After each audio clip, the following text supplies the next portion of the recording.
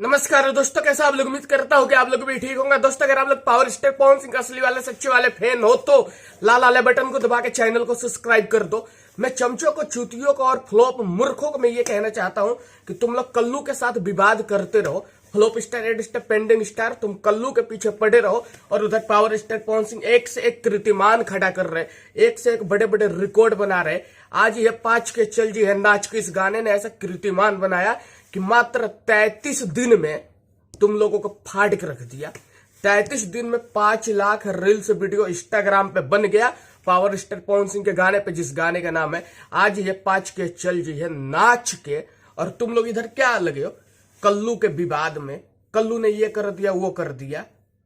कल्लू ने माफी मांग लिया, लेकिन फिर भी तुम लोग उसके मां बहन के पीछे लगे हो कल्लू के।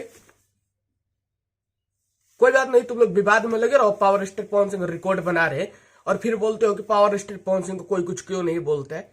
पवन सिंह विवाद से दूर रहते हैं तो उनको क्या कोई बोलेगा? पवन सिंह के बराबरी का तुम्हारा गाना चलेगा? होली में 75 गाने आ गए तुम्हारे, कोई एक गाना ढंग का हुआ जो 50 मिलियन गया हो? अरे 50 छोड़ो, 40-45 मिलियन कुछ गया, तुम्हारा गाना नहीं गया। और पावर स्टार पवन सिंह का गाना आएगा होली का तो 50 क्या 100 मिलियन जाएगा और तुम लोग आंख फाड़ के देखोगे। जय हिंद, जय भारत।